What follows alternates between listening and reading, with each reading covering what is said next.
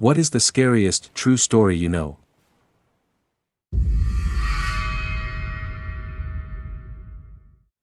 I grew up in a funeral home. I helped out in the office. When I was about 15, we got a call from a man whose wife and infant baby had been murdered in cold blood. There were very few clues. It made headlines. Cops set up surveillance at the viewing. It was heartbreaking, as the mother was holding the baby in her arms. I was asked to take the flower cards and periodically get the husband and ask if he recognized the names. I then photocopied them and put them back. I did it because I was a kid, people knew me, and I was unobtrusive. I talked to the husband quite a bit. He seemed devastated and shaken. The cops told me they had an eyewitness to someone leaving the house the day of the murder. The witness was a 3-year-old girl. She recognized the man leaving. It was the husband's best friend. Turns out that the friend and the husband had made a pact to kill each other's families and run off with their secretaries. The little girl identified the friend, and I guess one of them cracked. They both went to jail on multiple counts, all on the testimony of a 3-year-old. I still cannot believe to this day that that man stood right beside me, multiple times, and I had no clue. I don't think I ever looked at life the same way after that. James Bolger. He was just 2 years old and with his mom running errands. She let go of his hand to pay the cashier, and he wandered away. 2 10-year-old boys spotted him, lured him toward them, took him by the hands and led him away. They took him to a remote location, pushing and kicking at him the whole time. Some people questioned the 2 kids with the crying toddler, but they lied saying he was their brother and nobody intervened further. They took him to a secluded spot and tortured him. I don't want to recount the torture details, it's just too gruesome.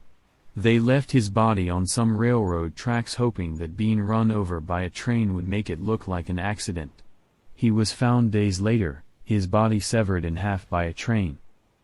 The boys were caught and became the youngest convicted murderers in British history. Security footage from the day they took James shows them watching children, picking out a target. And they were just kids themselves. They were released at 18. One of them is back in jail for possessing child abuse photos on his computer. The most terrifying thing about this for me is that my own son is only 2 now, and James's murderers were just children, too. It was premeditated and intentional and entirely random. Just a momentary lapse in attention and he became a target of 2 murderous children. Children. To think that children younger than my stepson are capable of such a thing. Ugh. Everything about this case is just horrifying. The scariest true story I know is my own. I grew up with a very mentally ill and abusive father. The summer I was 16 and my younger brother was 13, my father shot my brother with a shotgun at almost point-blank range in our basement. Thankfully, it missed his heart by 2 inches and he is still alive today. I came home that evening to find my stepmother cleaning the blood off the tile floor like there was nothing to see. It was the most terrifying and surreal thing I've ever experienced. One would believe attempted murder would be enough to terminate custody rights, but alas the police chalked it up to accidental and my brother and I were too frightened of our father to say otherwise. At 18 and 15, respectively, my brother and I packed up and left the state never to speak to our father again. To this day, little bits of shrapnel still surface in my brother's chest. My great-aunt woke up in the middle of the night. She heard her dog making these low growls. She was single at the time and living alone in her ranch-style home. She walked out to her living room to check things out. She didn't see or hear anything out of the ordinary, so she decided to make sure her door and front windows were locked. Door was locked, first window she checked was locked. When she lifted the mini blind on the second window, it was wide open and a guy in a ski mask was standing there. She said he laughed this evil laugh and said party time, then he started to climb in. She screamed that she had a gun. Her dog started barking his head off. The would-be rapist decided to bolt. My aunt did get a gun after that and learned how to use it.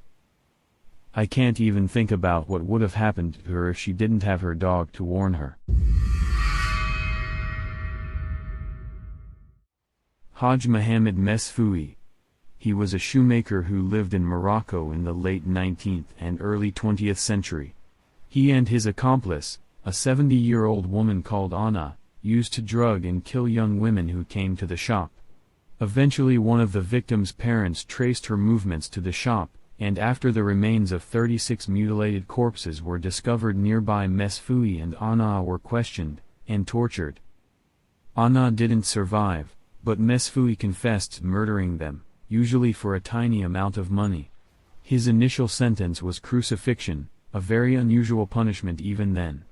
However, there were many protests from powerful foreign embassies, and Morocco couldn't do much against them. Instead, he was sentenced to beheading, a more common punishment. However, the mood in Marrakesh was that this was far too lenient, so they settled on immurement, being walled up alive. A special cell was constructed in the wall of the bazaar, about 2 by 2 by 6 feet. Chains were attached to one wall to ensure he would be kept standing. Mesfoui wasn't told of his fate until the morning of his execution, when he was led, screaming, in chains and slowly bricked up inside. Once the last course had been laid, the crowd would fall silent until he started screaming, when they would cheer. He screamed nearly constantly for 2 days. On the 3rd day he fell silent. I served a short stint as a fireman. There was a RTA call one morning, 30 minutes after I started my shift. This guy got T-boned while driving home after a night of heavy drinking.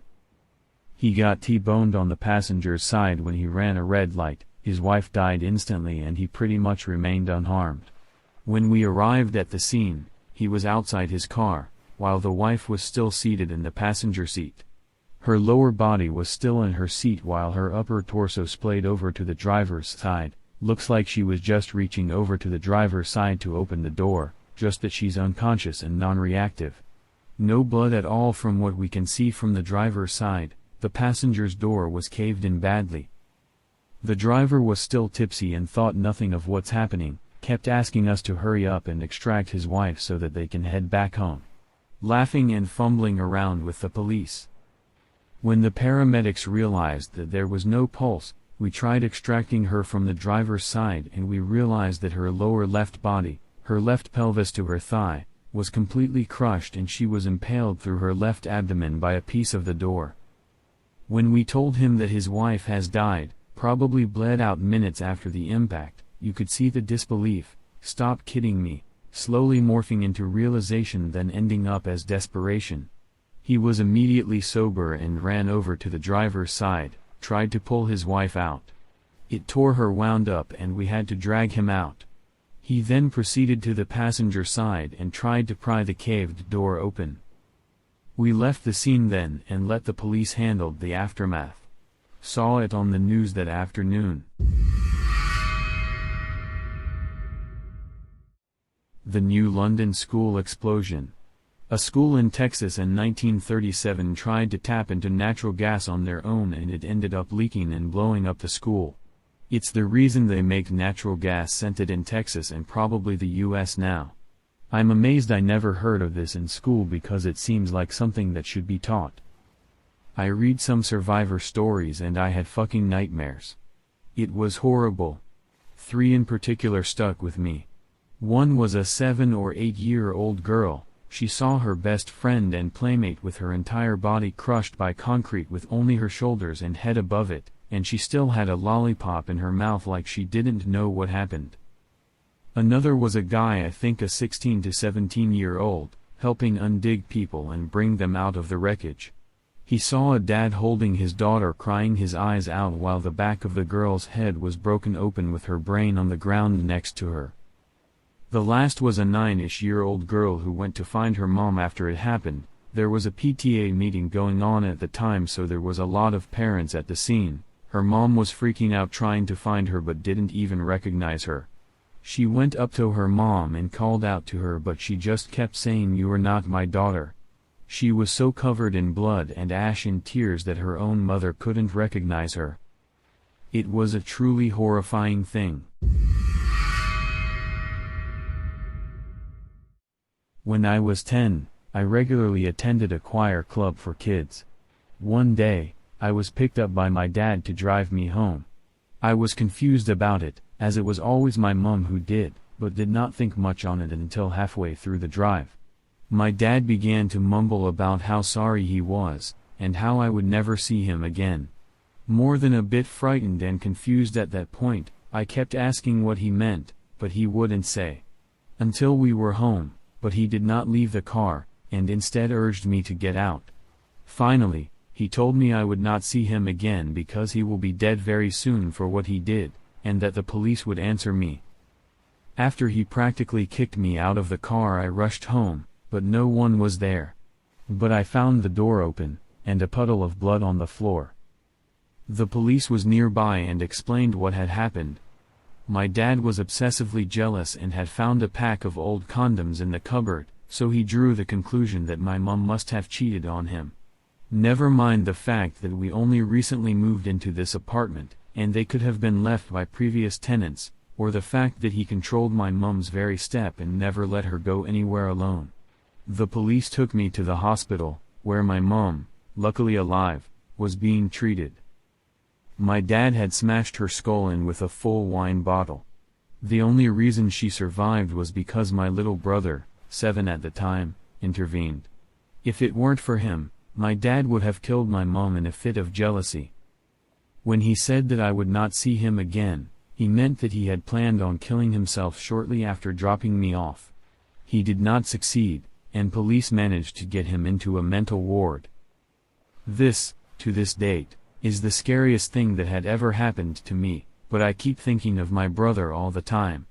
To witness your own mom being beaten half dead by your dad. We both suffered extreme mental trauma from this event later down the line, but somehow turned into decent people. I never really told him how grateful I am he was there, but I think that I really, really should. A woman fell in love with my great-grandfather, and he was already married to my great-grandmother. So she came to their home with a gun while he was at work. When my great-grandmother opened the door, she shot her point blank.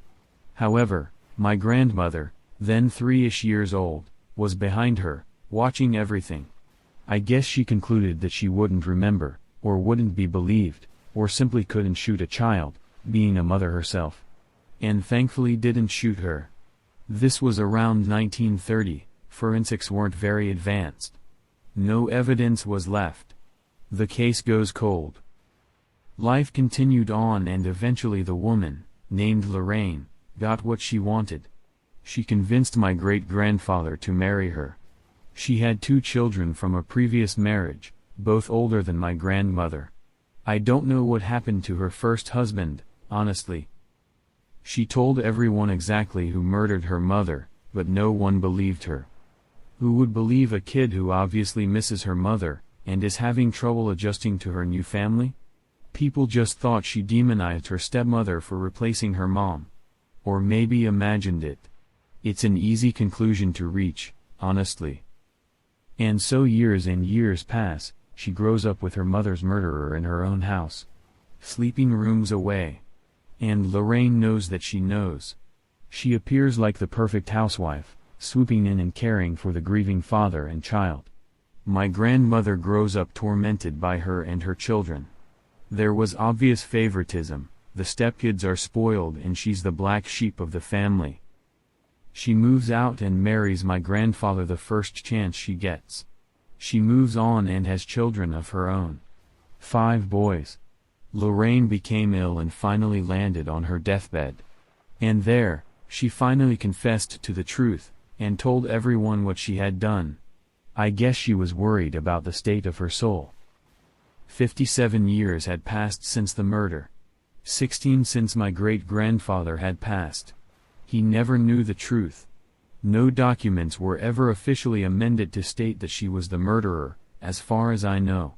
The authorities consider the case cold, still, almost 100 years later. It drives me nuts that my grandmother always knew. And even after she was an adult, people just said, "Oh, you had an active imagination as a child." There's no way. To live with that knowledge for so long, and have no one in the world on your side. Your whole family against you. That's what scares me. Nirbhaya Case, 2012, Delhi. A female student boarded an off-duty bus with a male friend. They were returning home after watching a film. The 6 men, who were already on board, including the driver, attacked the couple, taking turns to rape the woman in the moving bus around the city, before brutally assaulting her with an iron rod. Her friend was beaten and tied to watch the assault. They were then thrown out onto the roadside to die. Some passers-by found them naked and bloodied and called the police. 2 weeks later, after widespread protests that demanded India reckon with its treatment of women, the victim died in a hospital in Singapore, where she was taken for further treatment after her condition deteriorated in a Delhi hospital. All 6 people were arrested for the attack. One of them was found dead in jail in March 2013, having apparently taken his own life. Another, who was 17 at the time of the attack, was released in 2015, after serving 3 years in a reform facility. The remaining 4 were hanged in the capital's high-security TR prison.